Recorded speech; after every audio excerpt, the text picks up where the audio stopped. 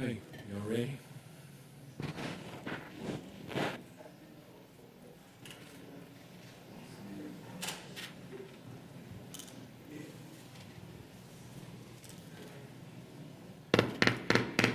Good evening and welcome to this regular board meeting of Savannah Chatham Board of Public Education on Wednesday, September 7th, 2022.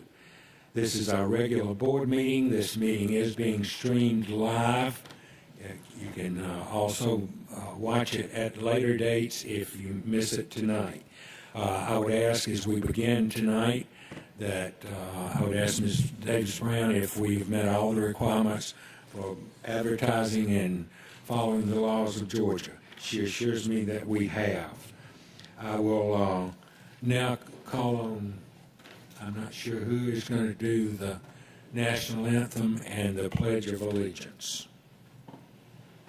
Here we go.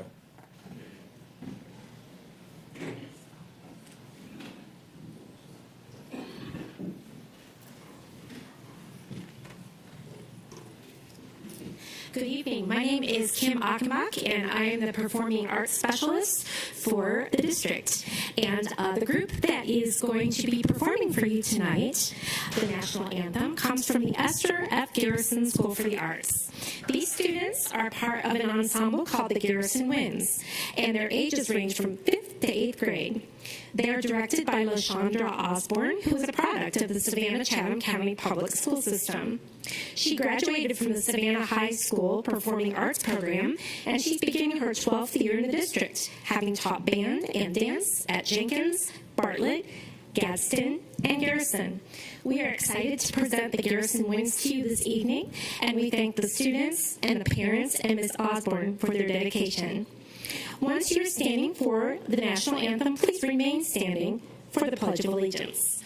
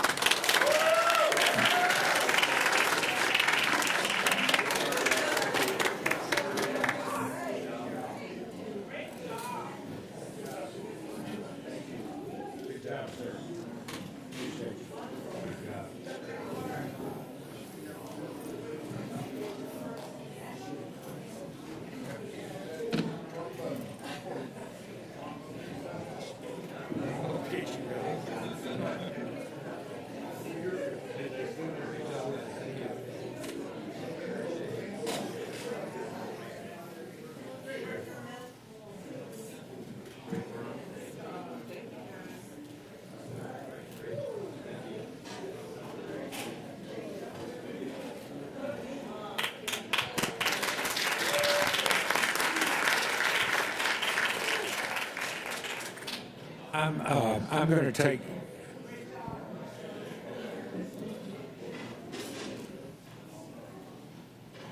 as we are approving the agenda, I'm going to ask the officers to go to the overflow room and fill it with as many of those folks as they can in here, since most of the ones that were here were parents, and I'd like to move those folks over.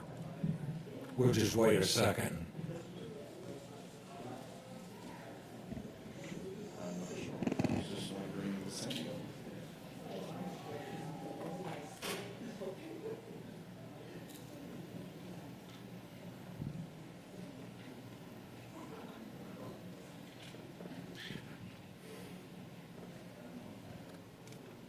I think we'll go ahead while we're waiting and just, I ask Dr. Tanya Howard-Howell for a motion to approve the agenda.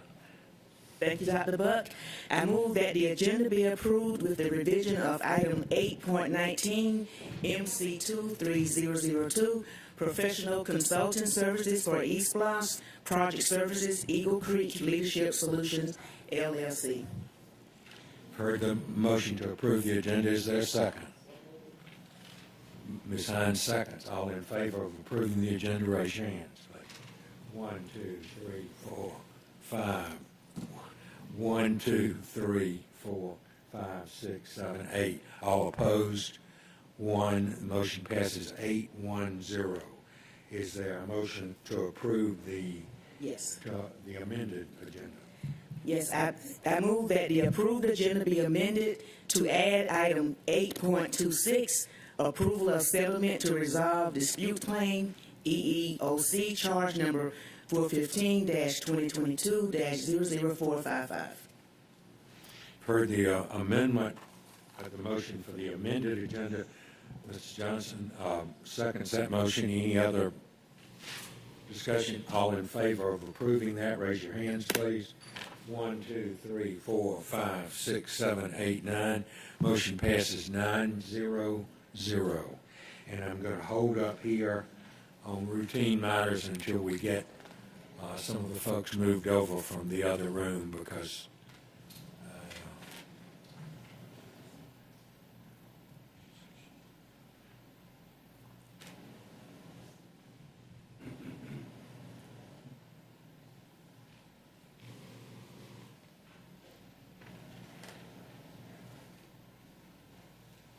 how many chairs are empty? Can you tell me? I can't see. 9? Okay. There are 9 chairs available, so come, if you will, and be seated.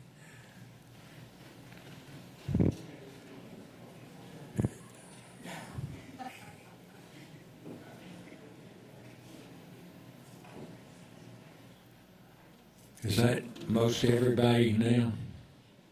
I was trying to get people moved over so they could see it better. Is that just about everybody? Can somebody tell me? A lot more people, okay. Well, I can't do anything about that then. Thank you.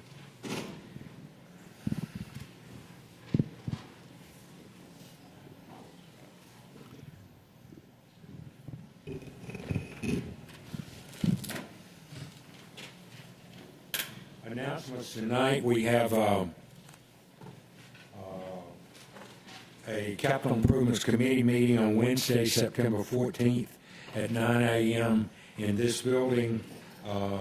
It is open and it's also streamed, and so if you would like to participate that way, you can do that. Are there any other announcements that board members need to make?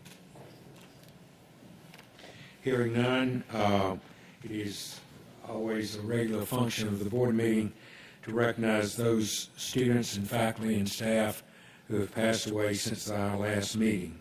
And today, we only have one, Barbara Cox, Assistant Superintendent in Academic Affairs. And if you would stand as we reflect on her service.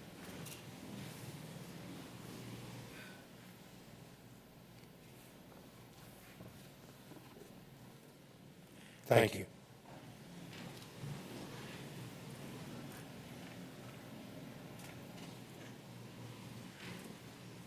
Superintendent is going to make her report, but she will also introduce the Teacher of the Year and the Support Person of the Year for their reports also. Thank you. Superintendent. Good evening, Dr. Buck, officers and members of the board, and those who are joining us today. It is my pleasure to provide a report, and we'll start with our Community Partners Spotlight. We'd like to offer special thanks this evening to our longtime business partner, Members First Credit Union. Members First has supported Savannah-Chatham County Public Schools for many years, providing everything from annual planners to sponsorships for community engagement programs like books, blankets, and family fun. They attend and participate in nearly every event that we hold, whether district-wide or at individual schools, helping us provide financial literacy to our students and our staff. In the next month, through the support of Members First, we will enhance the financial literacy pathway at Woodville Tompkins High School with the launch of a student-run credit union office right on the campus. Banking, checking, savings, and credit services will all be made possible to the Woodville students and staff through the Members First Credit Union Partnership. We are delighted, though I don't think we have to introduce her to you, to have Mrs. Ashley Dubois, our Marketing and Development Coordinator, who also serves on the Educate Chatham Foundation as is treasurer. And today she's also joined by Mr. Terry Hardy, who is the CEO of Members First. We'll have them come up and congratulate them and thank them personally today and recognize them as valued business partners. Please join me in thanking them.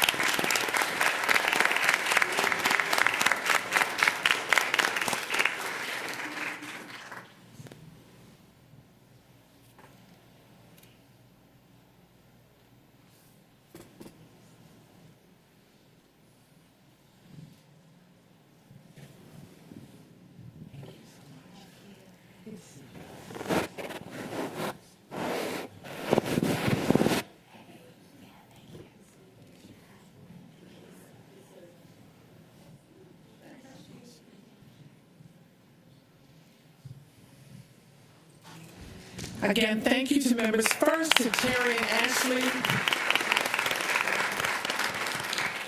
For those who had graduating seniors, you probably remember Ms. Dubois making the presentations on behalf of Educate Chatham Foundation, and we are looking forward to the soft opening of our student-run credit union at Woodville Tompkins in the next few days, and we will certainly invite you to come out and witness that event. Again, thank you very much.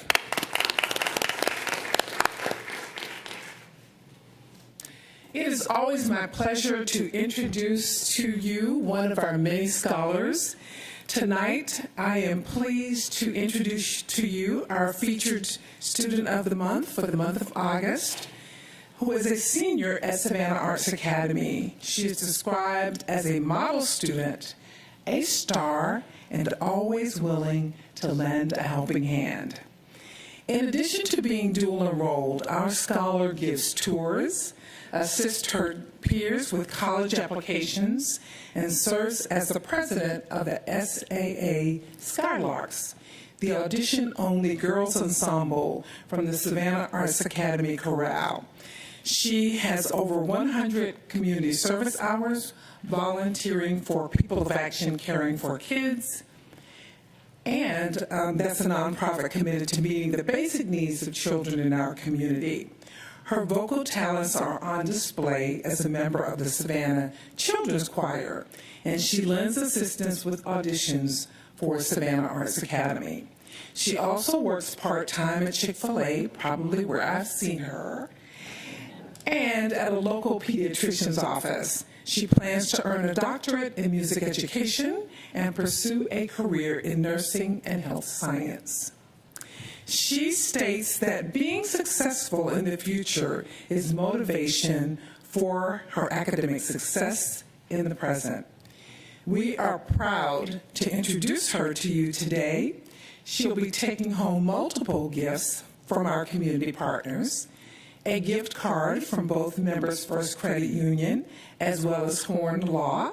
Additionally, she'll receive a voucher from one of my other favorite places, Chicken Salad Chick, for a meal.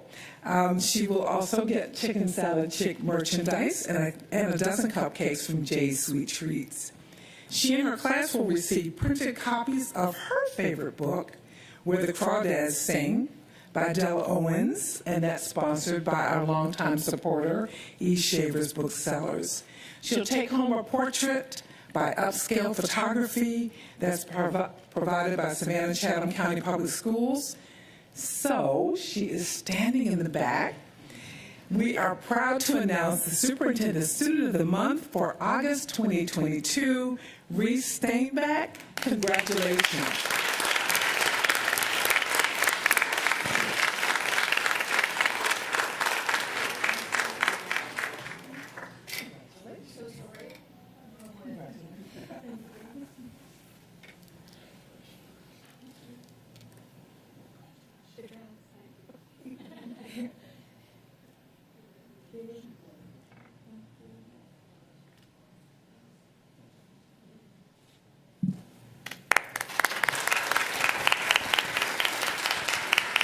Again, congratulations to Reese. We are looking forward to great things happening with her in a leadership position. She has family members with her. If you'll stand and allow us to thank you for joining us tonight. Congratulations to you, and I love those sunglasses, sir. I want to borrow them from you. Thank you for joining us this evening, and we are excited and very proud of your work and look forward to seeing you under other circumstances so that we may celebrate your commitment to excellence. Thank you so much for joining us. I'm also very excited to share the following good news report. On August 31st, we held an official ribbon cutting ceremony for New Hampstead K-8 school. It was a long time coming, but we finally got there. Students first moved into the school in January. But due to several factors, we were not able to hold a traditional ribbon cutting at that time. The new K-8 facility is indeed connected to New Hampstead High School by a walking path, and was built with East Plus funded budgets dollars of $42,500,000. It boasts a solar panel array, maker spaces throughout the building, and a courtyard with playground equipment, tables and chairs, and wonderful learning spaces. The school's newest principal, Ms. Brandy Brown, is now leading the Nighthawks, and we were proud to share that moment with the former and founding principal, Dr. Troy Brown, who is now serving as acting associate superintendent for the district. We also, on that same line, held a topping out ceremony, a long-standing tradition of construction workers, to commemorate the placement of the final steel beam. It was held at the SCCPSS K-12 multi-campus on August 25th. Board members and district staff joined construction crews working on the project for the celebration. This facility will hold a capacity of 2,400 students from Gould Elementary, Mercer Middle, and Groves High School, and will include a digital media lab. Our CTAE labs for aviation and logistics, as well as business and family consumer sciences programs. The topping out ceremony is a major milestone, and we look forward to continued construction progress. We offer special congratulations today to Southwest Middle School teacher, Mr. Eric Allen, who was selected by the Georgia Center for Civic Engagement to serve as a civics coach. The Georgia Center for Civic Engagement provides youth programs and opportunities that promote self-esteem, leadership skills, and moral and civic responsibility, such as mock elections, Model UN, and Youth Assembly. We offer special congratulations to Mr. Allen. Port City Logistics, a third-party logistics company headquartered here in Savannah, donated 250 packed book bags to the district's grades pre-K through 6, just in time for the start of school.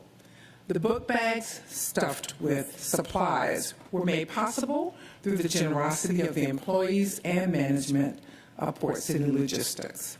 The book bags were delivered to the Student Services Center August 2nd and will be distributed to students throughout the district. Family and Community Liaison in the SCCPSS Department of Specialized Instruction, Juliet Hardiman, has been tapped as chair of the State Rehabilitation Council. The council oversees programs devoted to developing training and employment for people with disabilities in tandem with the Georgia Vocational Rehabilitation Agency.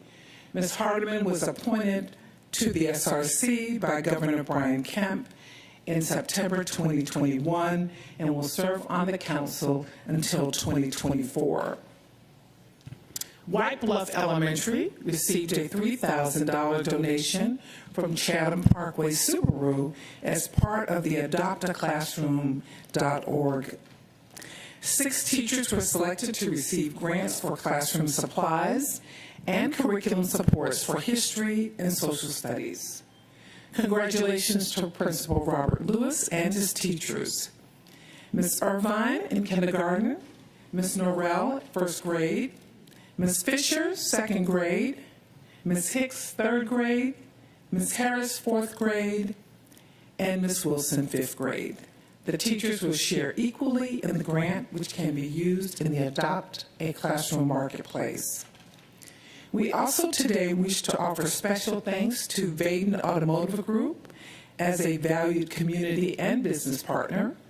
Vaden Nissan announced a partnership with Islands High School and provided funds that will help offset FBLA fees for students as future business leaders of America. They also donated school supplies and will provide students with engaging, career-ready experiences. Finally, in this part of the report, we wish to offer congratulations to our finance team for their 28th consecutive Certificate of Excellence in Financial Reporting from the Association of School Business Officials International for their fiscal year 2021 Annual Comprehensive Financial Report. This award represents a significant achievement and reflects our commitment to transparency and high-quality financial reporting.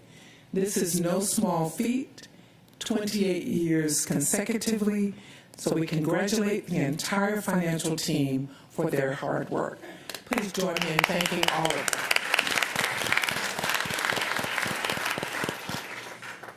And as things go, the Professional Senate has met and they've tackled their first work for the year. They thought they were going to be meeting in September for their first meeting, but we've actually held our first meeting already.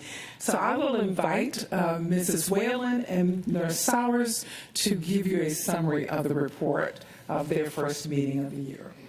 We welcome you, folks. Thank you. Sure.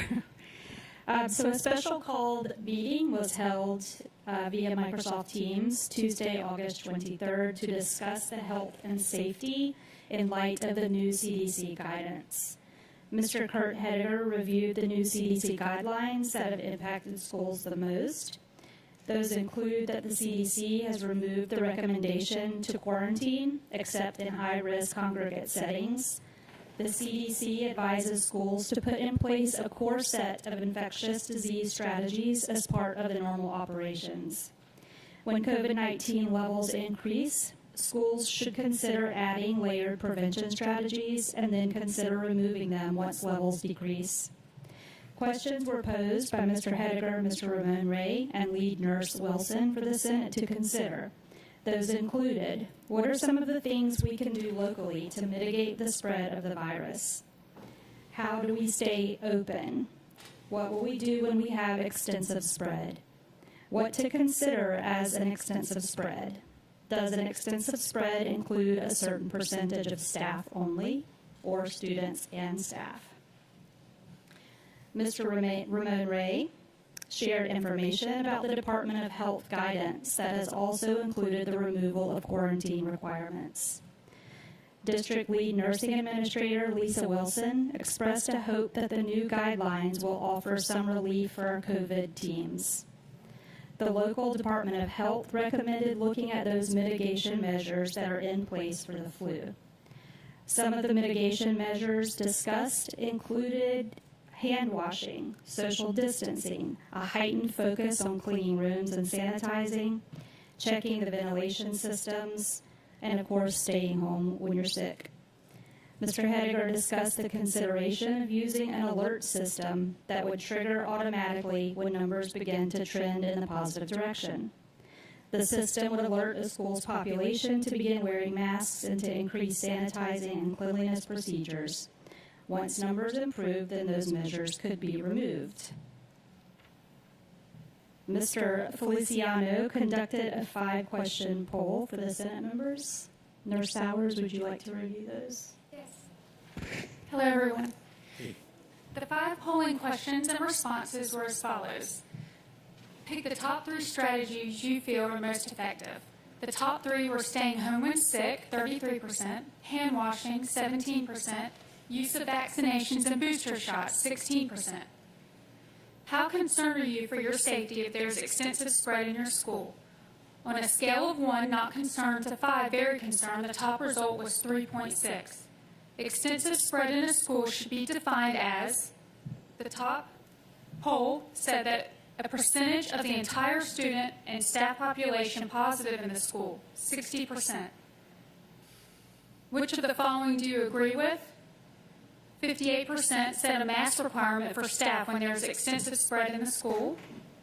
When there is an extensive spread in the school, visitors and volunteers should.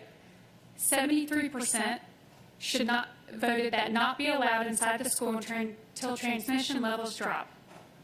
Mr. Hediger explained that the Senate members represent a focus group of the wider audience of employees in the Savannah-Chatham County Public Schools. In closing, Ms. Whalen placed a link for Senate members to leave responses, questions concerning the COVID operations discussed in the meeting.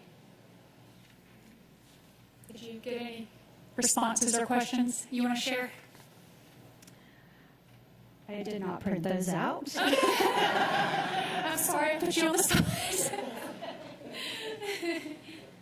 Some of the questions that were left in the chat basically boils down to that nurses have a certain protocol that they have to follow when students are sick and for sending students home. Mr. Hediger gave kudos to the maintenance department for staying on top of cleaning filters, changing filters, cleaning the HVAC systems, and also that new filters have been installed in the schools, and if there are any schedule changes, that those would be communicated with the administration of the school. And in closing, Dr. Ann Lovett closed out the meeting thanking the Senate members for participating in the poll. The medical team and collaboration with Department of Health and CDC allow us to make the best decisions for our community. Thank you very much. Then we appreciate Nurse Sowers and Mrs. Whalen convening the group and giving us their thoughts on this very important part of our operations. We appreciate your continued communication with staff and look forward to our official first meeting later this month. Board members, thank you so much for allowing us to share this report today. Thank you very much. Looks like school's off to a good start, and we appreciate that. I have the next item is appearances before the board. I have quite a number that have signed up. As you were told when you signed up, in a normal time, we might have 5 minutes. Tonight, I'm going to ask you to limit to 4 because I've got other business that the board must do, and we've also got a good number of people signed up. Please try to help us. If you've got your remarks outlined, presented, typed, whatever, if you will leave them with the officer, he will make certain we get a copy of those. And so even if you have to be a little bit more brief and succinct than you would have been, I would appreciate that very much. I have 3 people who had signed up ahead of time, and I'm going to call on them in the order that we received them. The first person was Ms. Cheryl Gay, and she was going to talk about, okay, they know. This is, thank you, sir. I've got my gavel. Okay. Ms. Cheryl Gay from Media Center, on Media Center, Ms. Gay. Just trying to shorten it and give them for me first. I'm sorry. It's okay, it's okay. I think I can. I might talk fast. Okay, so this book is Lillian Duncan. It's a young adult book found in the media centers, can y'all hear me, of Largo, Tibet, Ellis, Garrison, Georgetown, Godley Station, Hess, Rice Creek, Coastal, Mercer, Norrin, Hubert, Myers, Southwest, Stem, and West Chatham. A brief summary: Tim is a young teenage boy transitioning to a girl with the aid of hormone blockers. Tim's mother is supportive of the use of the blockers, and eventually his father is convinced to allow his son to take the hormone blockers. The book ends with Tim, now Lily, having gone on the hormone blockers and living happily ever after. But we know science is not static. This book was published in 2016, and since then, quite a few serious, dangerous, and permanent side effects have been discovered as a consequence of the use of these drugs. There's a growing body of evidence and a developing consensus among worldwide medical communities that puberty blockers can and do cause permanent, unwanted side effects. Endocrinologist Michael Laidlaw says there's an exquisitely timed release and change of multiple hormones during normal puberty. Among these are growth hormone, the sex hormones, which account for the growth spurt, including bone growth and development. It's been shown that puberty blockers interfere with the expected increase in bone density in adolescence, such that the bones are not as strong as they would be had normal puberty been allowed to develop. These lost years of bone development cannot be regained. In other words, these children enter adulthood without accumulating adult bone density. We all know somebody with osteoporosis is horrific. They're starting out at a deficit. Hormone blockers also inhibit fertility and prevent the sex steroid-dependent maturation of the adolescent brain. In November 2021, London's Gender Youth Clinic, run by their National Health Service, was forced to stop administering puberty-blocking drugs to children under 16.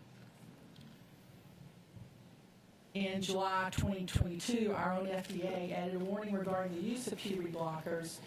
They identified 6 cases where there was a plausible link between puberty blockers and a condition called pseudotumor cerebri, which is caused by elevated fluid pressure in the brain. The National Academy of Medicine in France released the following statement in February of this year: the use of hormone blockers is possible, but the greatest reserve is required in their use given the side effects such as impact on growth, bone fragility, risk of sterility, emotional and intellectual consequences, and for girls, symptoms reminiscent of menopause. Sweden's National Board of Health and Welfare has ended the practice of prescribing them to gender dysphoric patients under the age of 18. Finland's medical guidelines now advise against the use of puberty-blocking hormones and consider it experimental. This book, Lillian Duncan, does not address any of these serious medical problems that we now know are associated with hormone blockers, but instead presents it in a positive light as there are no undesirable consequences. So this book is advocating for a treatment that is now considered ill-advised by many of the most major modern Western medicines. It's irresponsible for this book to be in the system knowing this information. At a minimum, you should be requiring students reading this book to be educated on the most recent scientific data detailing these very serious problems with these drugs. And I got a little bit of time. So I just happened across this, and I'm going to describe it because I know it's kind of small. You might not can see it. It shows a woman, a naked woman, a nude woman, reclined back with her legs spread wide apart, and words are over her vagina. You have been taught your legs are a pit stop for men that need a place to rest, a vacant body empty enough for guests, but no one ever comes and is willing to stay. This is at Jenkins High School. This is not acceptable. And if you say it is, you're lying. This is not acceptable for teenage boys or even for girls to be demeaned in this way. This is not how girls want to be perceived as a naked body in recline. This is outrageous. Anyway, I think I did it under 4 minutes. Thank you, ma'am. Thank you.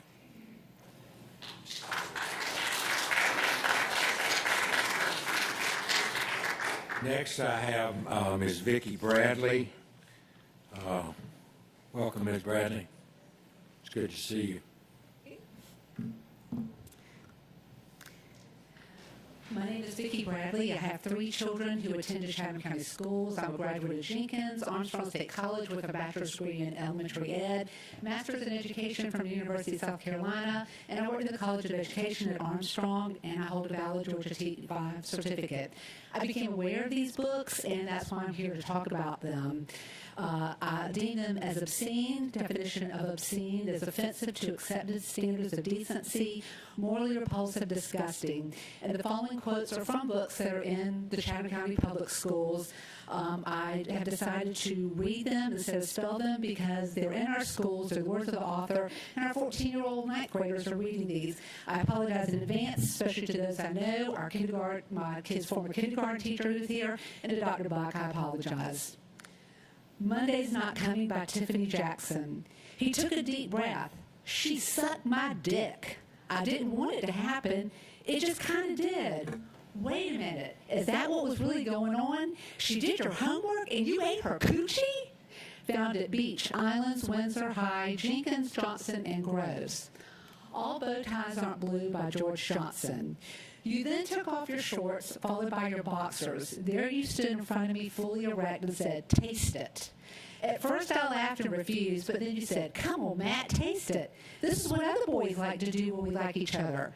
I finally listened to you. He reached his hands down and pulled out my dick. He quickly went to giving me head. I just sat back and enjoyed it, as I could tell he was too. Found at Islands, Jenkins, Savannah High, and Windsor. The Absolutely True Diary of a Part-Time Indian by Lexi Sherman. I spent hours in the bathroom with a magazine that has 1,000 pictures of naked movie stars. Naked women, right hand equals happy, happy joy. I admit that I masturbate. I'm proud of it. If there were a professional masturbators league, I'd get drafted #1. Found at Islands, Beach, Johnson, Jenkins, New Hampstead, Savannah Arts, Savannah High, and Mercer Middle. Tilt by Ellen Hopkins. But then she got into really weird stuff, like how foreplay makes you want to do more, only she couldn't call it foreplay. She called it digital penetration and oral stimulation. And that made me picture my mom doing that stuff, and it grossed me out. Also from Tilt. Dirty movies are the best I'm going to do tonight. Again, I never thought whacking off would get old, but after you've had the real deal, all warm and cream, callous skin, too cool with lotion, that can't measure up. And once you've experienced the low growl of building passion, dub moans and groans get annoying really fast. And after you've tasted authentic nipples, all sweet with strawberry shower gel, fake boobs, no matter how giant an airbrush, kind of seem like letdowns. No, once you've made love with your amazing girlfriend, getting off solo is bullshit. Today you're considering how to administer the Parents' Bill of Rights. One suggestion is to include information about the existence of these books and many others that are in the media center and require parents to opt in for their students to read these titles. Personally, I think they should be out of the schools, but at least have the parents know that they're there and give them the option. Yes, I want my child, or no, my child cannot read these books. Majority of parents have no idea that these are there, and they would be sickened to know. Recent telephone call to my board representatives said that these quotes are taken out of context.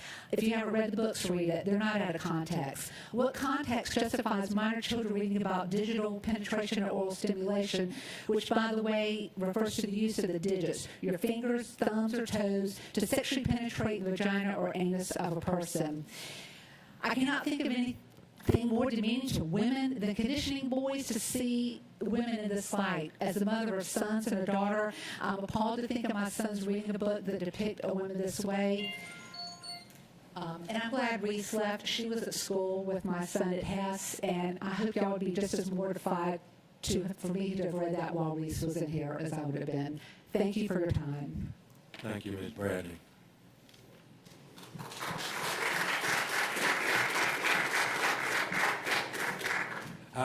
Next speaker is Dr. Calvin Walton, who is at Georgia Southern University, who is going to speak about a mentor program, I believe, at Georgia Southern. Welcome, Dr. Walton. Teacher education. Wonderful. Good evening, all. I'd like to start by thanking Dr. Levette, members of the board, and Mrs. Davis-Brown for giving us the opportunity to speak. My name is Dr. Calvin Walton, and I am a faculty member in the College of Education at Georgia Southern University on the Armstrong campus. I'm also program director of an exciting new initiative called the Call Me Mr. program. MR is an acronym that stands for Mentors Instructing Students Towards Effective Role Models. Our initiative is designed to increase the pool of black male teachers and teachers from diverse backgrounds, particularly among the state's lowest performing elementary and middle schools. We plan to fulfill this mission by selecting and preparing educator talent from socioeconomically and culturally diverse backgrounds to provide high-quality, engaging, and effective instruction for students from underserved backgrounds.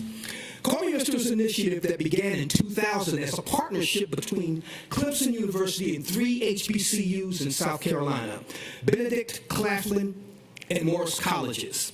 Their goal was to diversify South Carolina's teaching force and address a teaching shortage at the elementary level. Since its inception, Call Me Mr. has increased the number of black males who teach in South Carolina public schools by 100%, and it has helped diversify the state's administrative corps as well. Due to the effectiveness, Call Me Mr. programs have been established in 26 colleges and universities in South Carolina and at 16 higher education institutions nationwide. Georgia Southern University is the third institution in the state of Georgia to join the Call Me Mr. National Network. We recruited our first class of Misters last spring. They're here on campus, taking courses and fully engaged in Call Me Mr. initiatives. The students in the program are James Jenkins III. We've got 2 SEC PSS grads, Isaiah Job Wynn and Jordan Moreno, who are both here with me tonight. And Ozelius Roberts is our 4th student. And I'm going to have Isaiah come on down and talk a little bit more about the program. Good evening, everyone. Thank you for letting us come speak to you today, and thank you to Dr. Levette for recommending me for such a wonderful program. Expanding on what Dr. Walton has already said, the Call Me Mr. program is co-curricular, meaning that along with our regular coursework, we also participate in weekly meetings along with different mentorship activities, hopefully within the school district. And then our philosophy is that early opportunities to work with children in high-need situations will better prepare Misters for their teaching assignments upon graduation. Our guiding ideals are to educate, empower, and entrust ourselves, each others, and our students.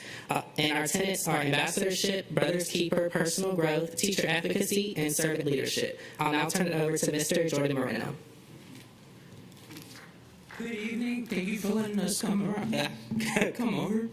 So, Call Me Mr. Georgia Southern is already engaged with the Savannah-Chatham County Public School System.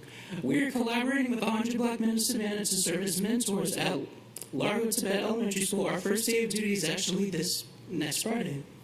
Call Me Mr. program benefits not already discussed include $3,000 per year in scholarships, $1,000 per year for books, a core model of peer support that targets 3 to 5 Misters per year, travel funds to attend the Call Me Mr. Summer Institute at Clemson University, A commitment to teach in Georgia upon graduation with an emphasis placed in getting ministers to teach specifically in Savannah and Chatham County schools.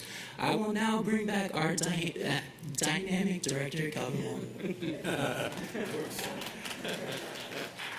I just want to close by emphasizing that our program is unique in that we're specifically preparing teachers to work in this district. So I'm giving everybody here a homework assignment. All right, you all have homework. Now, your job is to go home, go to your schools, go to your communities, and spread the word about the Call Me Mr. program. What we want to do is make sure that we continue to recruit students like the gentleman behind me to come in and accept this very, very important task of teaching some of our most underserved but most deserving students. Thank you so much for having us. Thank you very much.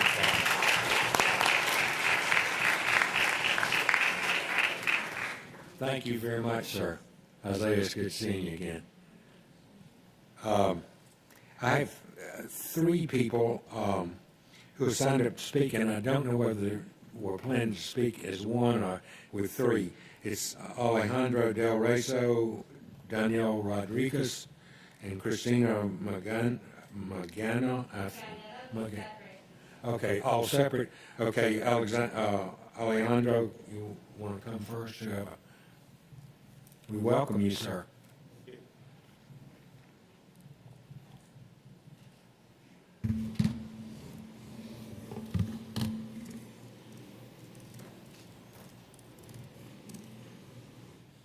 Buenos días, miembros de la Junta Escolar.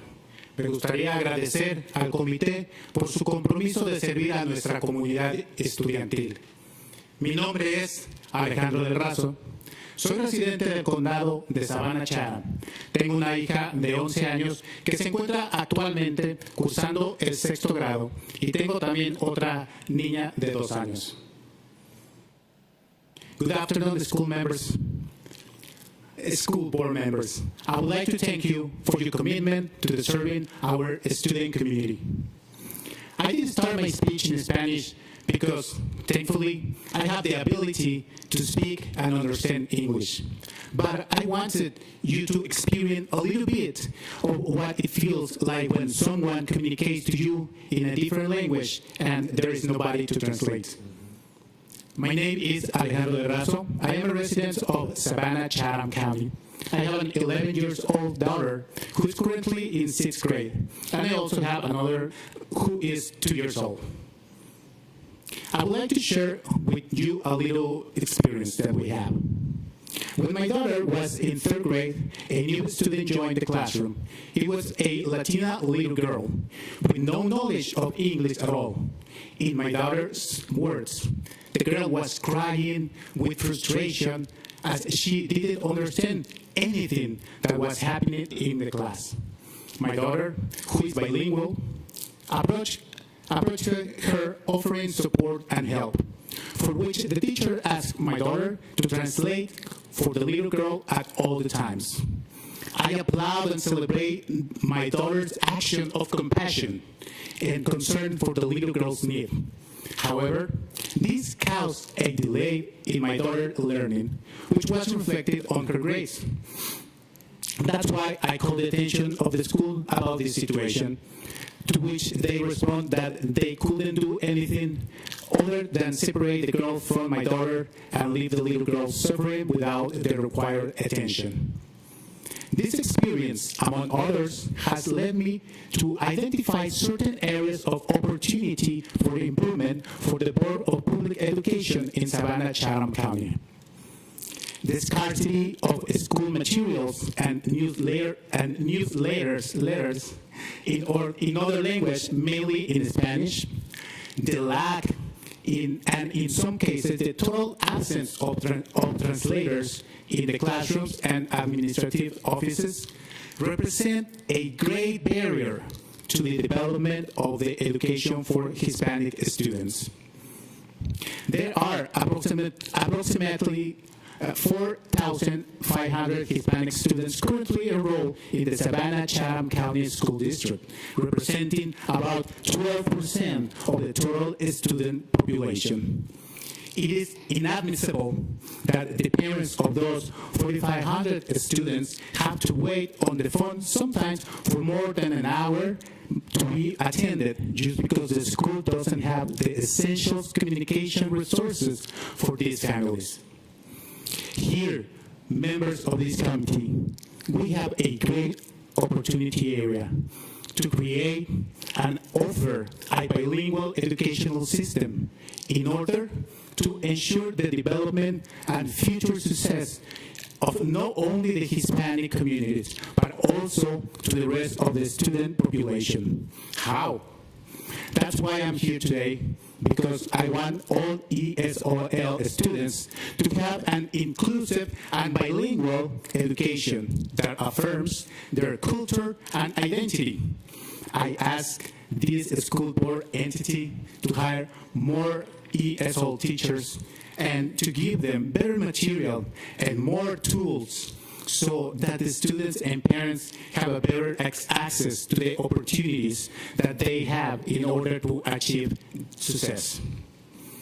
So this is a great opportunity, I think, for us, Chatham County School Board, to this district, to offer a bilingual schools. Why not? I mean, I think we have the resources, and that will help also the rest of the community to live an inclusive multicultural experience. Transportation, I hear earlier wonderful things that are going to happen, or they're already happening. Unfortunately for me, they're not happening.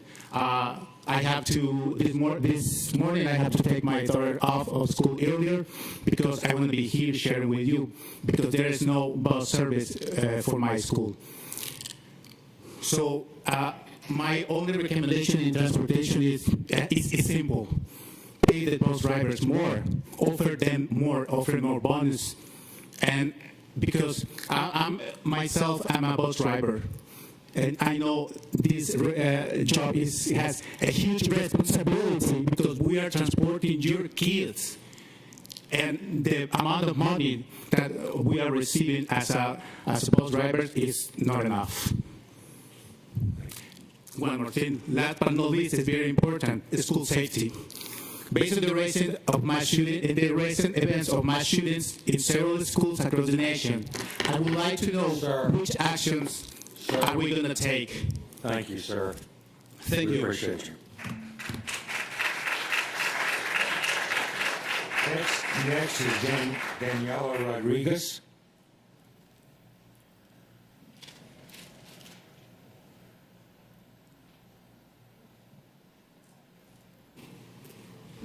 Hey everyone.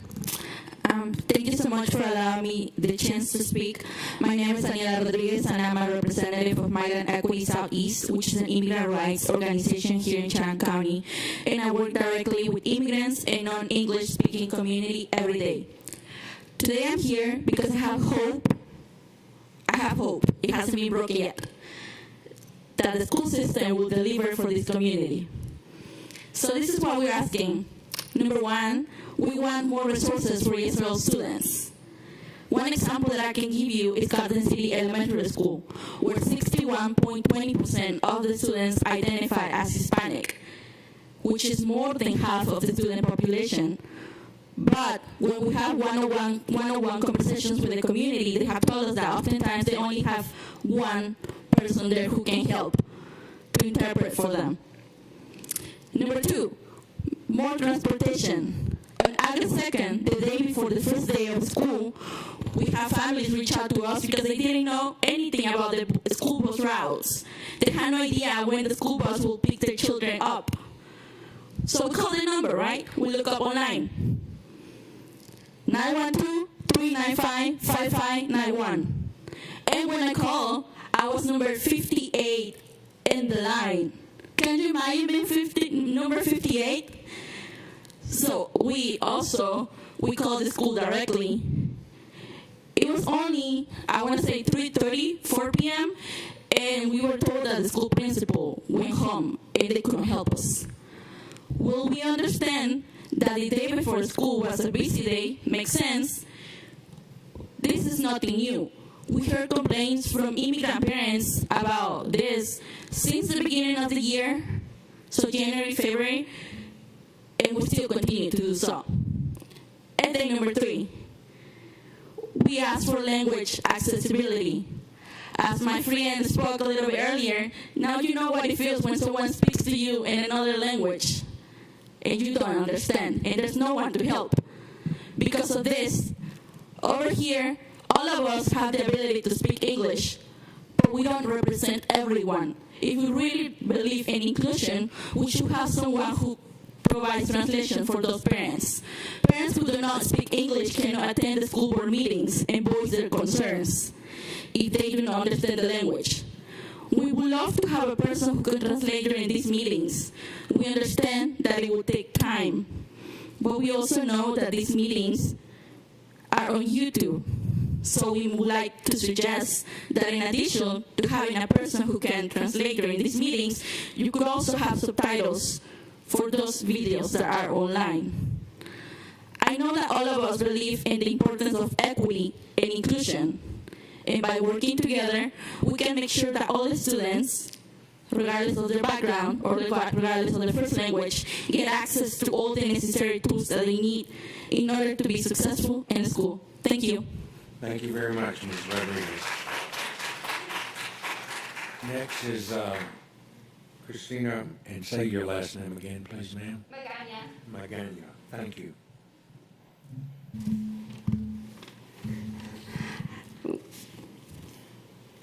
Hello, everyone. My name is Christina Magana, and I am a resident of Chatham County and also a representative of Migrant Equity Southeast. I would first like to thank the members of the board for their commitment to serving our community and their children. I'm here today because I want all students to have safe and reliable transportation to and from school, and for ESOL students and their families to have equal access to resources. The past few weeks, my colleagues and I have spent a lot of time helping new ESOL students enroll and find transportation to school. We have encountered some very helpful schools district staff to assist us in resolving this. However, our organization cannot always find or reach all ESOL students to assist with translation or navigating the system. Parents who do not speak English should be able to call the school and have someone who is bilingual available to assist them at all times. They shouldn't have to wait a few hours for a phone service or for someone to be available to communicate with them. For parents that don't have someone to translate or advocate for them, it can be difficult to navigate an unfamiliar system when they're moving to a new city, especially in a language they barely understand. Although the school website is available in multiple languages, all of the attachments and forms are only available in English. Also, the website where the agendas and notes for these board meetings, those notes are only available in English as well. Each school that serves ESOL students should have enough dedicated bilingual staff available at all times to assist with the questions and concerns of ESOL parents. This is why I ask that you allocate more funding for translation and interpretation to better serve the needs of ESOL students and their parents. I would also like to address the need to improve school transportation and increase the number of buses. One family we work with is paying $20 a day for their child to have transportation to school since there's not a bus available for them. That's about $400 a month. However, paying out of pocket is not always an option for low-income immigrant families. Lack of transportation is an issue for all students. The current lack of school buses for students at choice schools is especially problematic. Children of immigrants are already at a systematic disadvantage, and for the ESOL students who qualify for the choice schools, they are potentially losing this opportunity to attend these schools simply because there's a lack of buses for them. Without safe and reliable transportation, working parents have to miss work or spend their own money to ensure their child go to these schools. No family should have to choose between their jobs and making sure their kids have access to better education programs. The lack of transportation to choice schools disproportionately impacts low-income and immigrant families. This is why I ask that if recruiting school bus drivers is an obstacle that needs to be improved for the sake of getting more bus drivers, the school board should invest in paying drivers a better wage to retain and attract more bus drivers. Thank you for your time and giving me the opportunity to speak.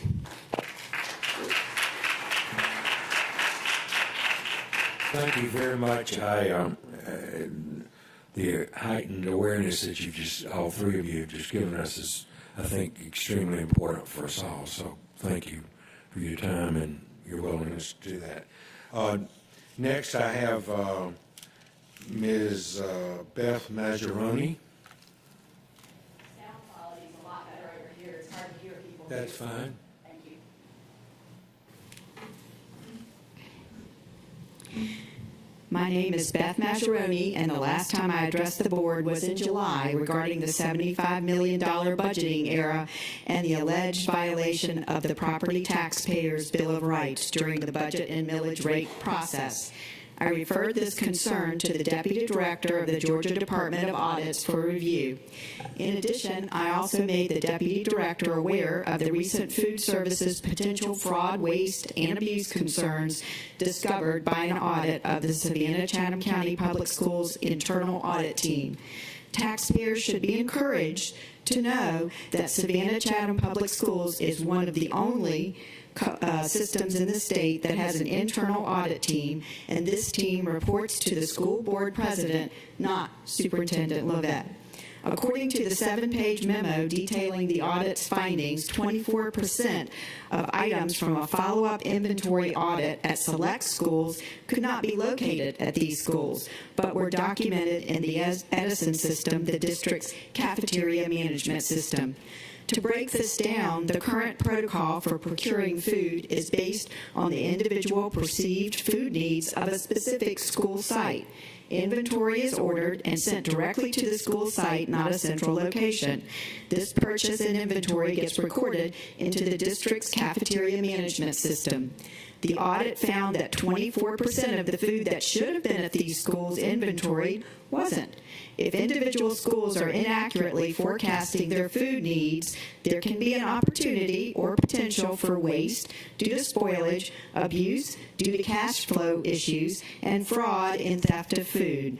Based on the fact that Savannah-Chatham Schools has spent $7.5 million through June on food, this fraud, waste, and abuse potential is significant. I request a copy of the process improvement plan for the Food Services Division of the school system. In addition, many aren't aware of the significant bonuses awarded to those in administrative assignments within the school system for the FY 2022 school year. I filed an open records request to obtain the information. It's important for taxpayers to know that Savannah-Chatham County public school money is going to bonuses for highly paid administrators. As a recap of my open records request, a total of $51,000 was awarded to 4 people in the transportation department, with Annette Ling and Tammy Perkins receiving the highest bonus totals of $19,000 and $14,000 respectively.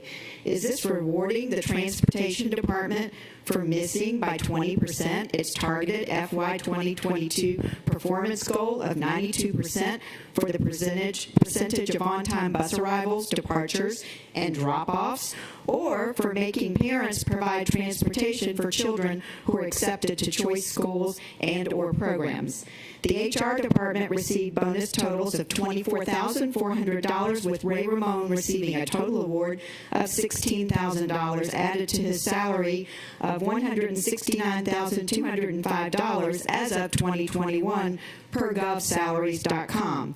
By far, the largest bonuses went to the Facilities Management Office with a total of $84,906. Daryl Bozeman added a total bonus of $21,878 to his salary as of 2021, which was $175,000 documented from govsalaries.com. In addition, James May added $16,161 to his salary. Finally, Kurt Hediger of the marketing department received a total bonus award for FY 2022 of $16,000. Angie Lewis of Magnet Schools, $12,000. And Quintina Fields of People Personnel, $8,000.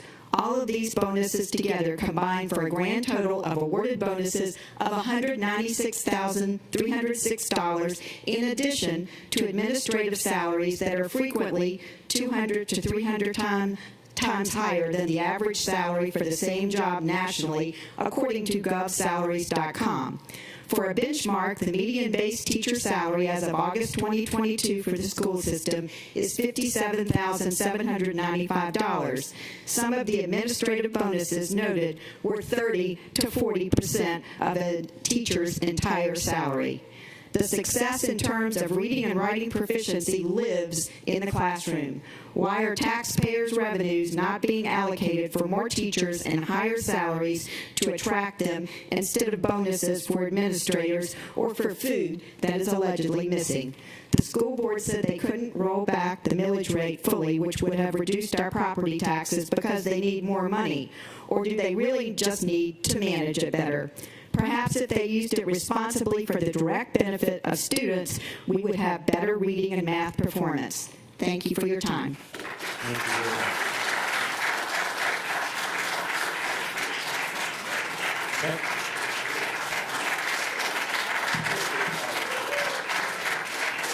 Next, I have Carol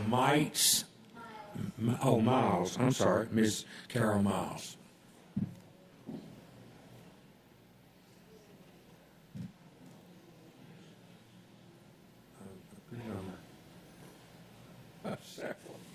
Good evening. My name is Carol Miles. I'm a retired teacher with 32 years of education experience. My highest degree level was a master's degree. I taught at a Title I school for 30 years. I taught gifted, AP, and collaborative teams. I have a valid T5 Georgia certificate. I'm here to talk to you about when Aiden became a brother. Basically, this beautifully illustrated book, and it's beautiful, it's gorgeous, beautifully illustrated on the inside, gorgeous book. When Aiden was born, everyone thought he was a girl, but once he came out as a trans boy, Aiden and his parents fixed the parts of his life that didn't fit anymore, and he settled happily into being a big brother to his new sibling. First and foremost, gender identity and becoming transgender is a topic that should only be introduced by a parent or on a parent's initiative. And as a parent, a grandparent, I don't feel qualified to talk to a child about this issue. And as a teacher, I certainly would never feel confident about talking to a child about this issue. We don't allow young children to make adult decisions in any aspect of their lives. Children need parent or guardian permission to go on field trips and receive vaccinations. Yet someone in the Savannah-Chatham County Public School thinks they have the emotional and factual knowledge base to include this book in the libraries of Hurd Elementary and Coastal Middle School. This is an eye-catching book. If I was a kid, I would want to check it out and read it. My daughter teaches second grade in a Title I school, and her kids would love to read this book. There are some great passages in here. Aiden says he didn't feel like any kind of a girl. He really was another kind of boy. And he was looking in a mirror when he decided he wasn't a girl anymore. Aiden's a young boy, a young child. I wouldn't think he was more than 5 or 6 years old. Aiden was asked at a store, "Are you having a boy or a girl?" That was his mother. His mother's pregnant. Aiden didn't like when people asked if he was a boy or a girl, and he hoped the baby couldn't hear yet. He was glad when Mom just smiled and said, "I'm having a baby."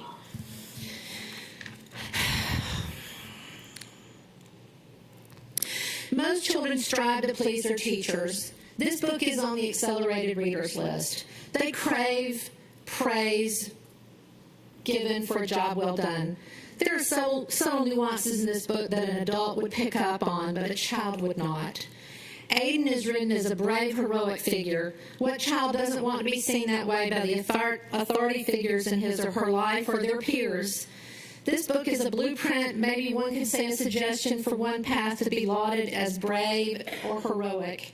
It is 100% wrong to expose children to these adult concepts beyond their ability to understand or comprehend the actions required and the subsequent consequences of making the decision to change one's gender. I'm not a mental health professional, but neither are the media specialists who order these books and put them in their libraries, and neither the teachers or the counselors that have to ask questions when children read these books and don't understand the subject matter. So I would like to respectfully request that books like these not be in the libraries at places like Hurd Elementary or Coastal Middle School. Thank you very much for your time. Thank you, Ms. Miles. Next, I have Mr. Ivan Cohen. Ms. Cohen, I'm counting on you to be brief. I know when you've read every word of our budget, you're about to be brief. Yeah, I'm sure I'll live up to your expectations. Reason I signed up to get on the appear before you is, matter of fact, regarding this evening meeting. You know, in the past, there's been talk of, well, we'll try evening meeting, and then when you look out and see empty seats, and it's a tendency to say, well, told you so. But you can look tonight and say, as that movie, Field of Dreams, if you build it, they'll come. Well, if you advertise it, they'll come. And I'm glad to see the media here, but I would say to the media, don't just limit it to mention it on your morning news program. Say it the night before, 10 p.m., 11 p.m., the fact that there's an evening meeting here. And going forward, this experiment can now be established. You know, the experiment succeeded. So in September, you know, try to say we're going to do one evening meeting. I know you have to move around the pieces, but, you know, we're the taxpayers who, you know, pay monies to make it possible for you to move around the pieces. And do not forget that also the students like those that were there doing the music tonight, those that you honored, one day they're going to be sitting in those seats. One day they're going to be around in this horseshoe. Let's make sure the other 158 counties in Georgia don't get what Chatham County produces. Let's try to keep some of it here for ourselves. Thank you. Thank you, Mr. Cohen.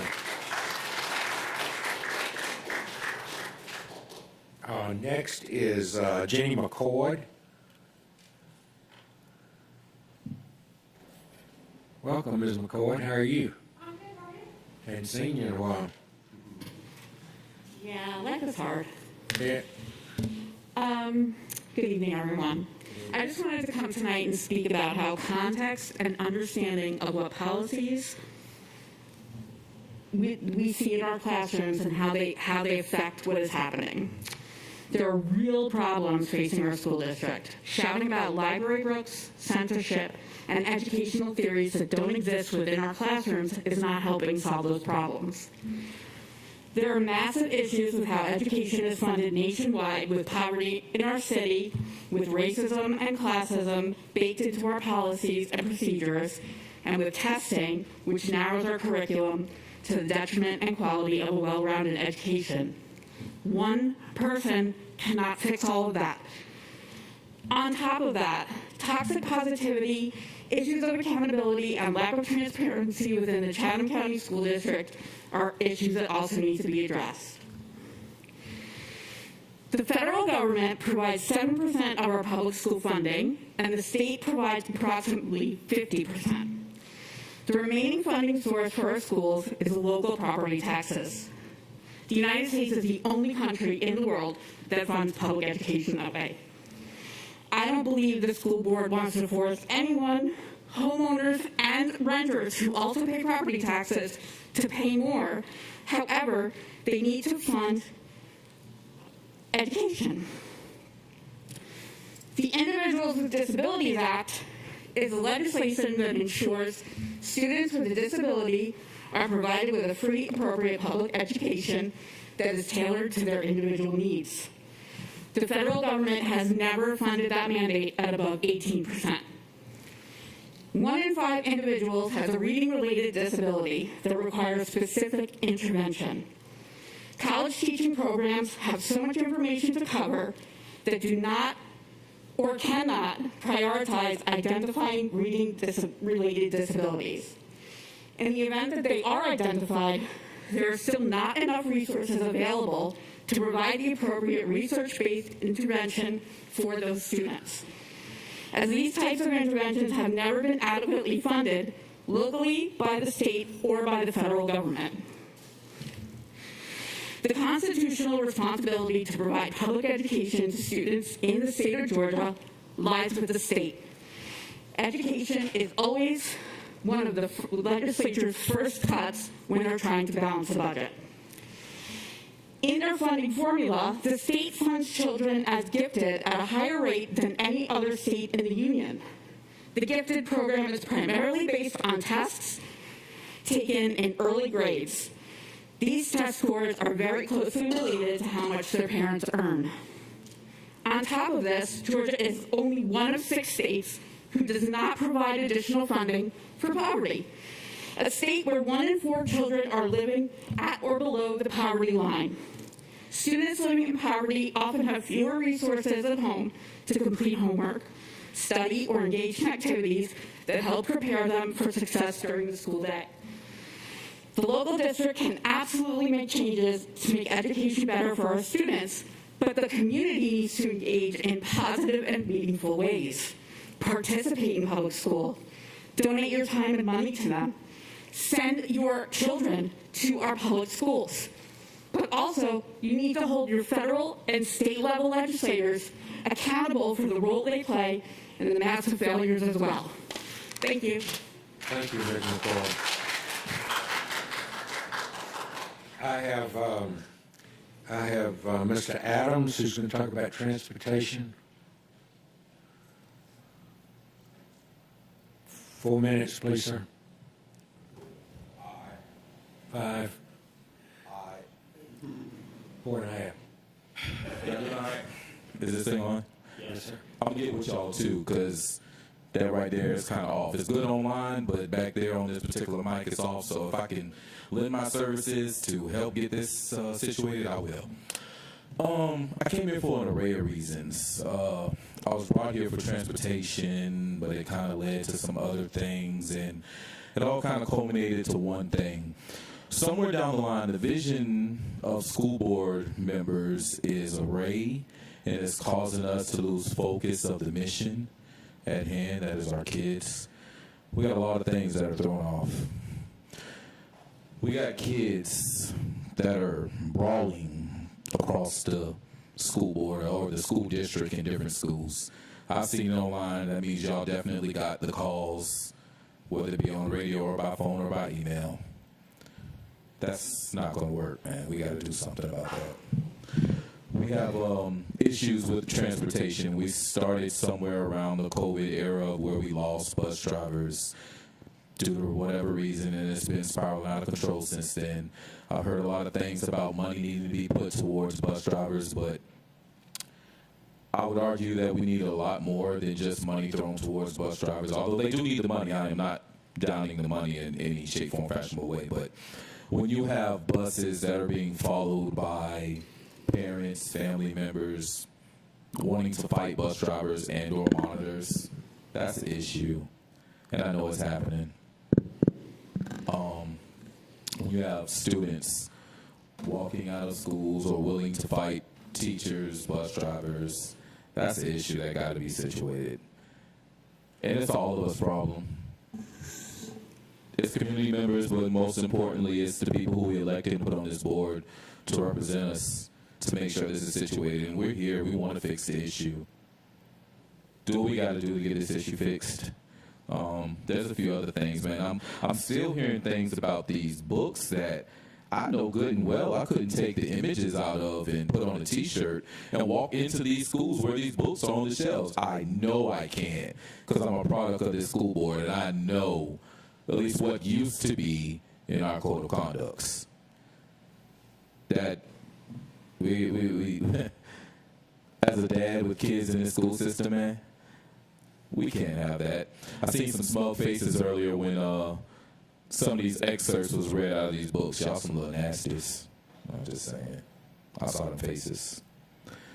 And we have directives coming in from the feds that if you're getting certain money, you got to allow certain kids to choose the bathroom of their choice. I remember going to the beach, and they fought to keep us out of the bathrooms together. And I was just going to openly put us in the bathroom together.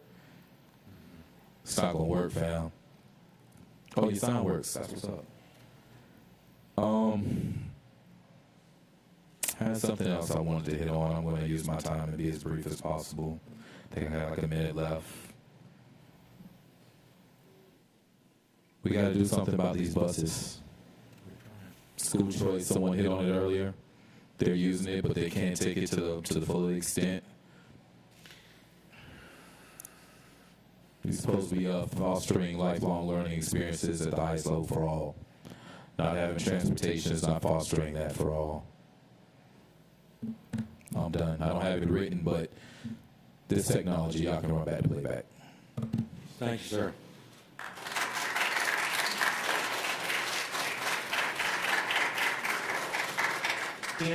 Ken Yasker?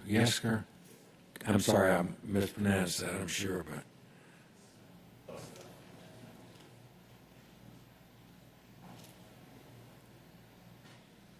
I just want to thank you all for the opportunity to come speak. So I'm from Illinois. The military brought me here, and I don't have any kids in the school system, but I think something that we haven't talked about and we aren't talking about is I have a lot of educator friends, and we don't talk enough about them because with all the money talk, all this book talk, all this stuff that we want to help with, if the teachers aren't being helped themselves, nothing's going to get fixed. It's about the kids, and if the kids aren't getting the proper instruction, then none of these other issues matter. What's the point in getting the kids to the school if they're not getting helped in the school? And it starts with the teachers getting what they need to help these kids. So I talked to a few of my teaching friends yesterday after I decided to come here, and something that really breaks my heart is they're not here themselves because they're afraid of retribution if they come speak about what's happening in their own classrooms. That breaks my heart. They're the ones we should be listening to and should be talking to because they're the soldiers on the ground. They're the ones who are on the front lines in the schools.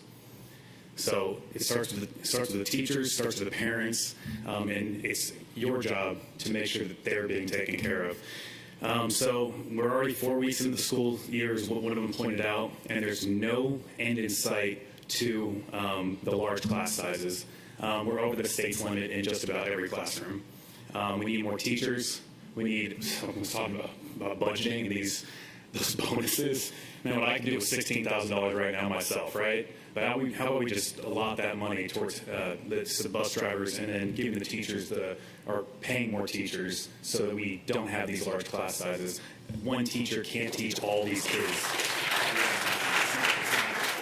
It's not working. So the lack of substitutes is one of the biggest things that one of my friends talked about. Apparently, the school system has said that we have 700 subs. That's not true. We have 700 employees, not substitutes.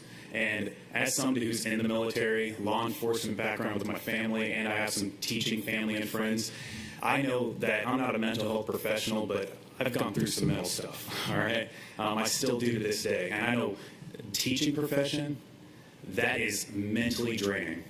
And if the teachers are not prepared mentally, they can't help these kids because they're not mental health professionals either. They struggle just like all of us do, if not more, because of the burden that all these teachers have. I don't want their job. I prefer not to put up and deal with what they have to deal with. And the lack of subs is directly correlated with them not being able to take their sick days and mental health days. They deserve those days. They earned them. Paid sick and mental health days for teachers is something that they absolutely need to keep their own mental stability in check so that they can help these teachers. And if we're not putting out the proper numbers of subs or getting the job done in hiring new substitute teachers, the teachers are going to struggle and the students are going to suffer. And we cannot be on top of the education in Georgia or in the country if we're not taking care of the teachers. So we can worry about all this other stuff later, but we need to take care of the teachers first and foremost. So thank you very much. Appreciate it. Thank you very much, sir. Ms. Mary Carmichael.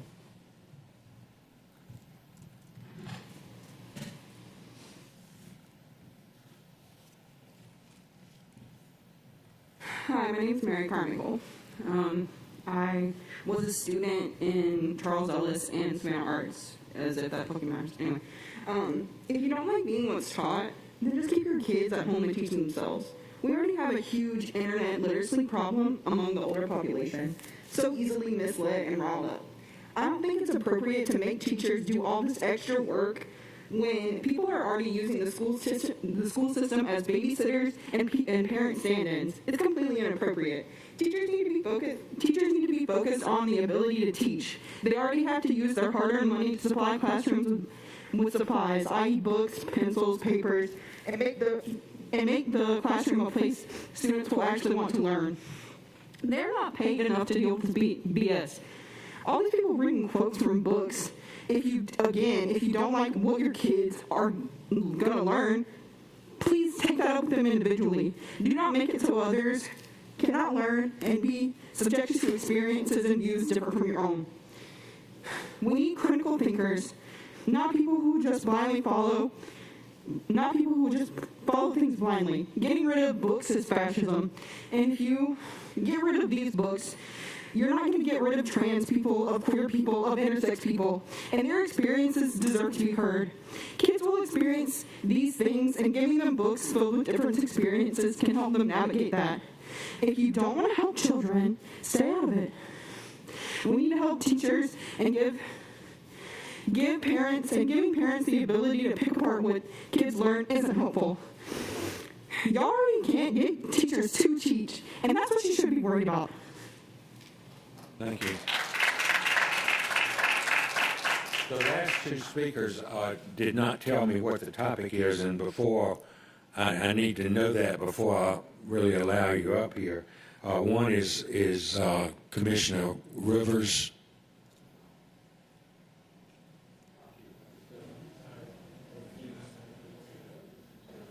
He was here earlier as he left. And then the other person is Mark, and I can't read the last name.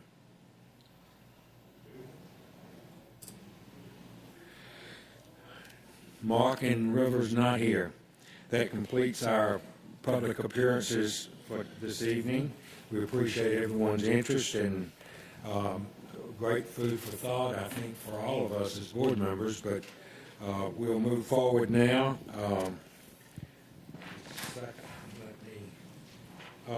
On the Board of Education matters, Mr.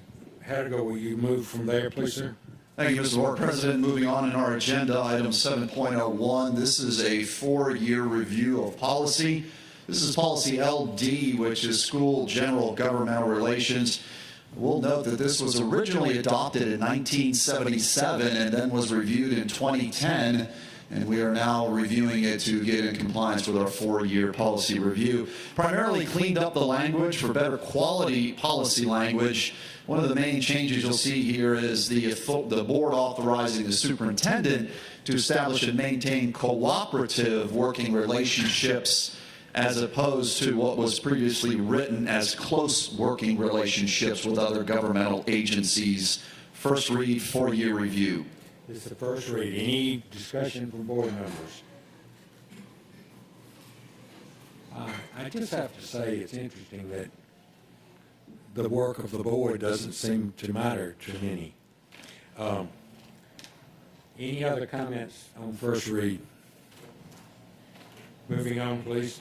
Moving on to item 7.02, I will note that we'll update the board docs agenda listing, but this is also a 4-year review. This does fall under the board's governance section of policy DCBD, and this really falls into some structural components on the development of board meeting agendas. We did find as we went and looked at this that it was important for us to update it with the way we've been operating under current practice and having some quality engagement in meetings as the superintendent works with all board officers as opposed to just the board president. So that would be the board president, the vice president pro tem, and board meeting agenda planning. Any, I'd just like to thank the district for adding this language. I think this has worked really well for our current board. I know I'm new, but this is the only way it's been since I've been here, and it has worked really well to have 3 voices at the agenda meeting. I know that means there's always going to be some difference of opinion during agenda planning, and would like to make sure that this governmental entity always allows all voices to be heard in making their agenda and placing items on the agenda. I agree 100% as the president of the board. I think that having the 3 officers meet together with the superintendent has strengthened the work of this board immensely. So, first read on that. Moving forward. Yes, moving forward into board matters, we'll turn item 7.03 and item 7.04 back over to the board's management for the official adoption of the board's governance training plans. There's a resolution about the local board governor training plan, and if I could have a motion, Dr. Brinkman moves. Is there a second? Second by Ms. Hall. Dr. Brinkman, anything? No. Ms. Hall, anything? Anyone else? Comments? Hearing none, all in favor of the resolution, raise your hands, please. 1, 2, 3, 4, 5, 6, 7, 8. Motion passes 8-0-0. Let the record show that Ms. Dr. Howard Hall is out of the room. Board members, you probably don't notice, but having the 2 folks on the end again, we've not had them in a long time, and I'm trying to count them as votes every time and wondering why they're not voting. So, and then the next one, Mr. Hediger. Yes, sir. This is the final item under your board matters. This is the adoption moving forward of the FY 22-23 governance plan for the board.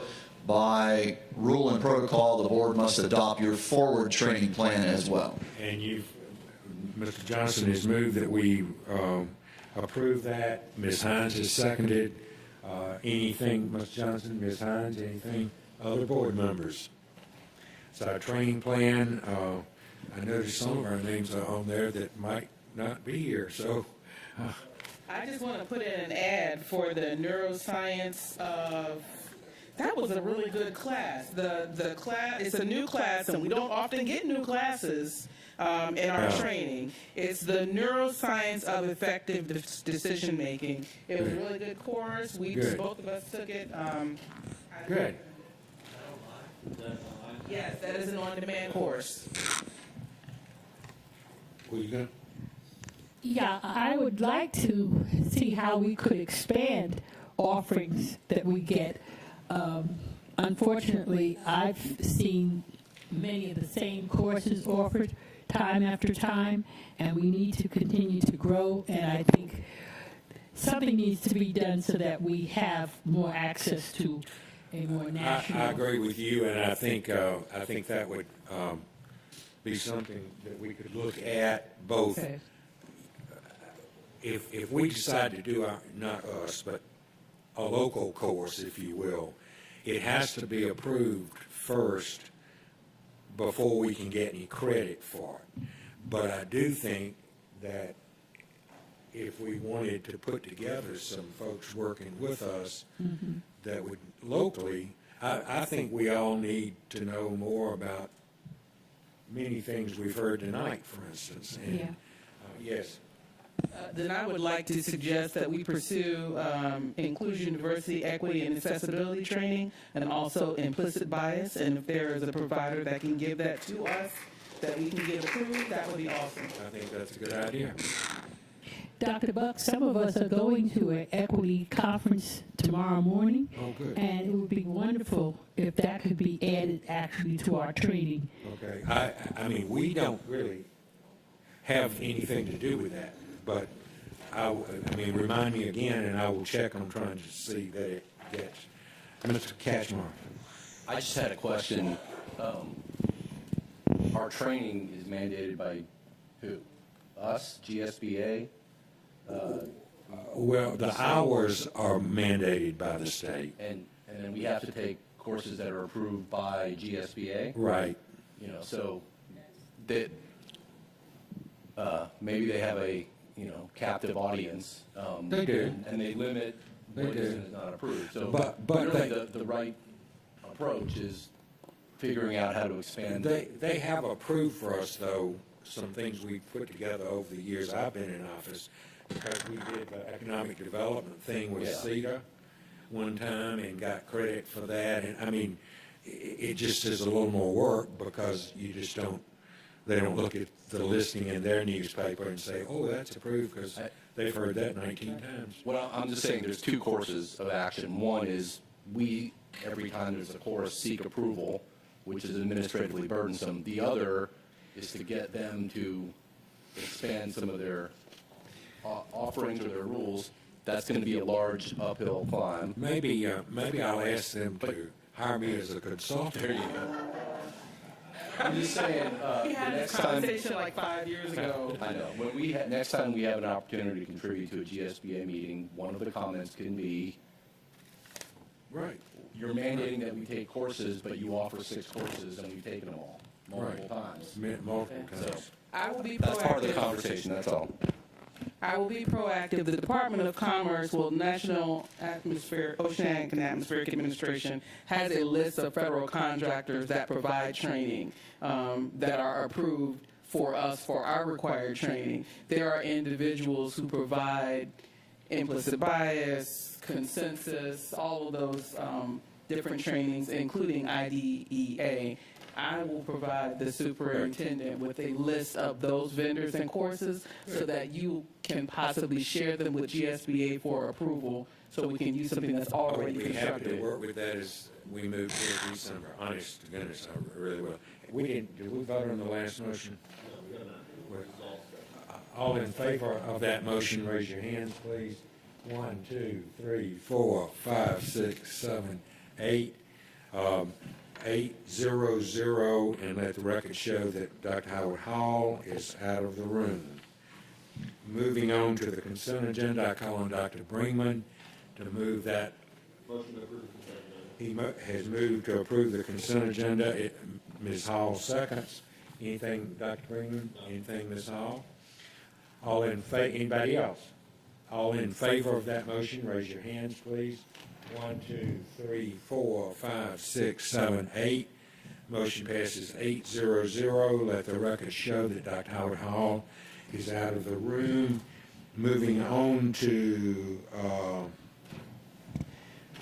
number items 9, which are based on our goals.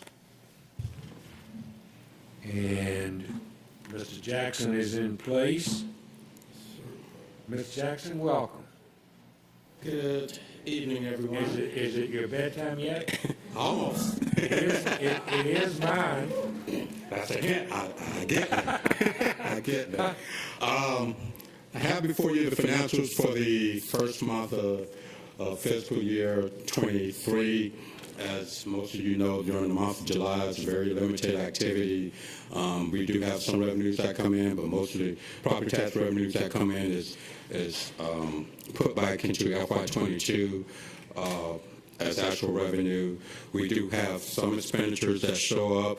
We have some expenditures that's on this particular report, especially some of the encumbrances that rolled over from purchase orders that were put in before June 30th. But a good number of these purchase orders will actually end up back in last year's budget as expenditures. So you see some larger amounts for expenditures and encumbrances so far, as you see right here in the general fund. But again, some of those amounts are going to be posted back into FY22. No concerns about the general fund.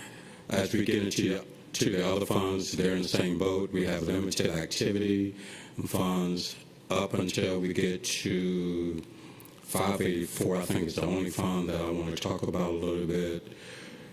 That is the same as the other funds. We do have some activity where we have purchase orders and encumbrances that rolled over that were put into the system prior to June 30th.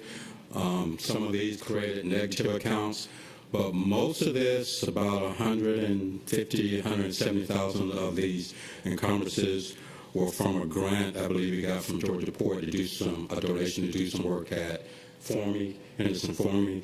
So that's the bulk of the encumbrances there. There's also some encumbrances for some other grants where they had where they placed some orders for some items they did not get in before June 30th. So some of the grant budgets will be set up actually in the month of September.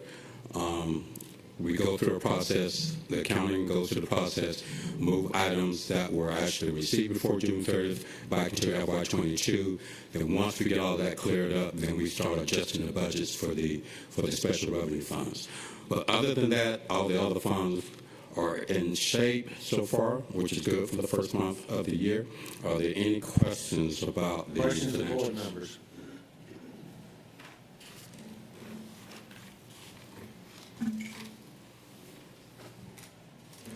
Hearing none, moving on.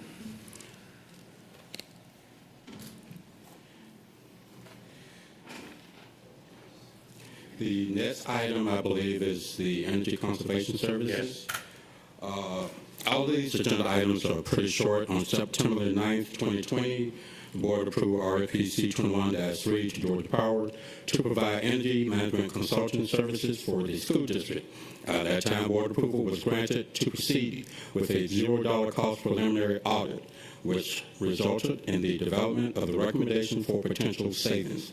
Georgia Power has completed the Phase 3 study and has developed a final proposal for the board that can be self-funded through energy savings generated by the improvements, which consists of LED lighting renovations at the following schools. You see the schools listed in the chart below.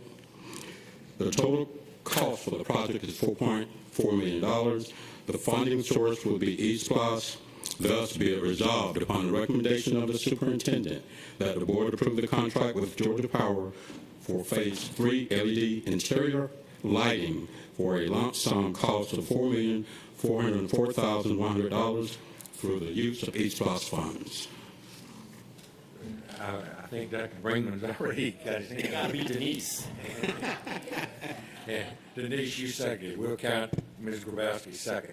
Anything, Dr. Brinkman? Yeah, this is just a beautiful piece of paper for the public. Hop on the agenda docs because this is how you want to see money being spent and the savings that are just on it. There's no way you can't read this and go, oh, that's what we should do, on top of just not having incandescent light humming all day in our classrooms.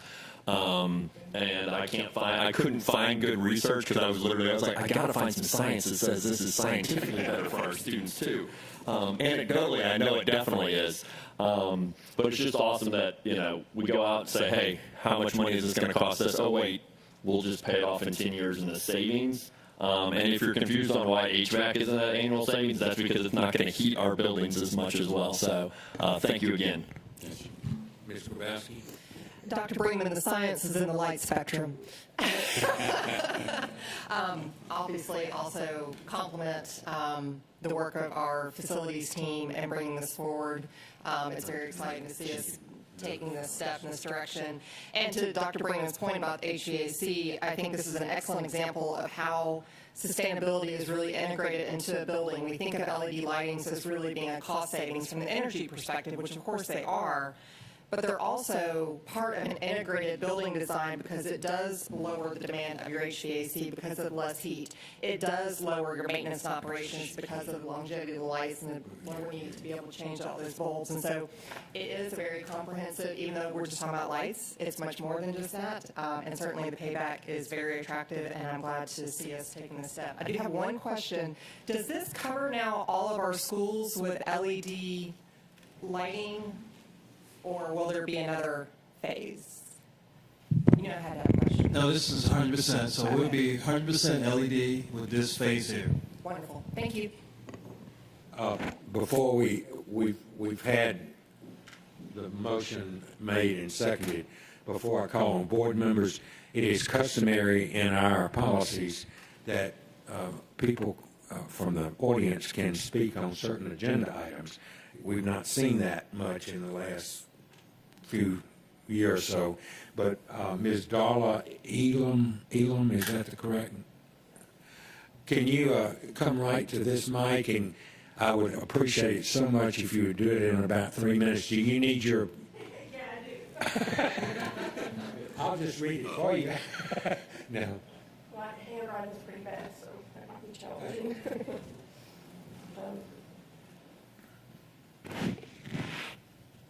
I was one of those people who just found out about the meeting at kind of short notice, and I'm new to learning about the effects of different forms of light and how it impacts people's health.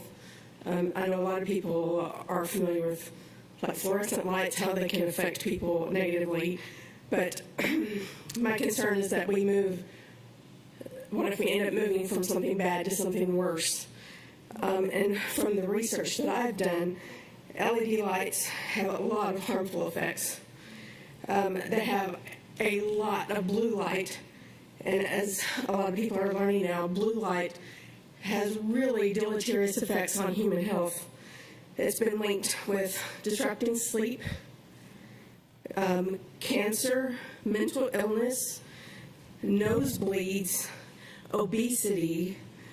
It's been known, there's a study done from a university in Oregon, and it showed a reduced lifespan, and the experiment was done with kind of fruit fly, I think, but it showed reduced lifespan, neurodegeneration, mitochondrial physiology changes, and it also showed accelerated aging, impaired locomotor performance, death of photoreceptor cells, and damage to non-retinal cells, and also oxidative stress. And if there's one thing that I wish I'd gotten from my education, it would be a knowledge of science, because even as a college graduate, I had no idea the advances that have been made in science when I was busy trying to, parent my children and raise them up right. Just to look at just so many crazy things, how things interconnect, whether it's the LED street lights and the capabilities with those. I really think this issue, especially with the amount of money that is going to be spent on it, that we need to clearly know what the possible effects are. It sounds great. I know I was excited about LED lights because who doesn't want it to be cooler in Savannah? But as a parent of a special needs child, I need to know all of the different things that are affecting my child. There are a lot of pieces of puzzle, as you know, with autism that you're trying to figure out how you can help that child. And the last thing you need is something invisible, something you don't even take into account, affecting their mood. And how many of us as parents know that our children's sleep cycles are all out of whack? It's so hard to get people to unwind and relax. Please consider looking at some research before you say, oh, this is great, this is win-win, let's do it. I just urge you to look into the science first. Thank you. Thank you, Ms. Eagle.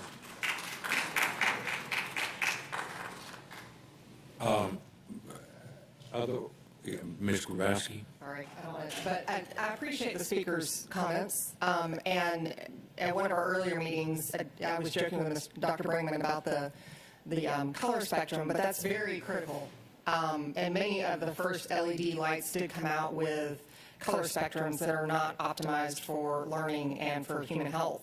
And so I would, again, encourage our team to make sure we're working with Georgia Power to understand the color spectrum of the lights that we are installing.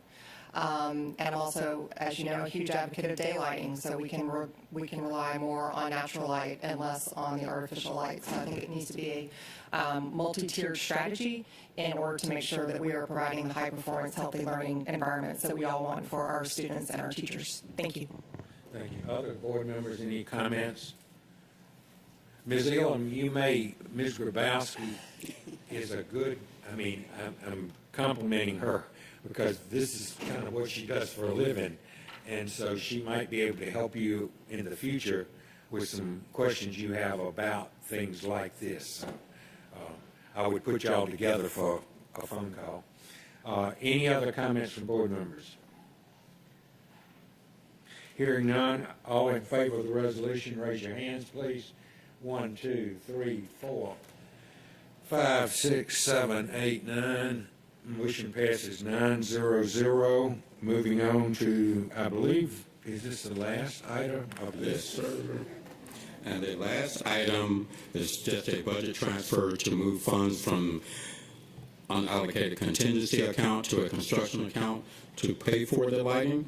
Thus be it resolved upon the recommendation of the superintendent that the board approve the transfer of funds from E3 unallocated contingencies account to E3 LED renovations upgrades account. Ms. Hines moves, Dr. Hoskins Brown seconds. Ms. Hines, anything? Dr. Hoskins Brown, anything? Other board members, questions or comments? Hearing none, all in favor of the resolution, raise your hands, please. 1, 2, 3, 4, 5, 6, 7, 8, 9.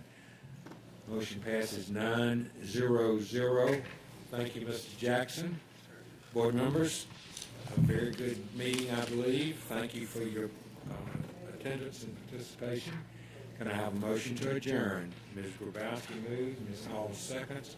All in favor say aye. We are adjourned.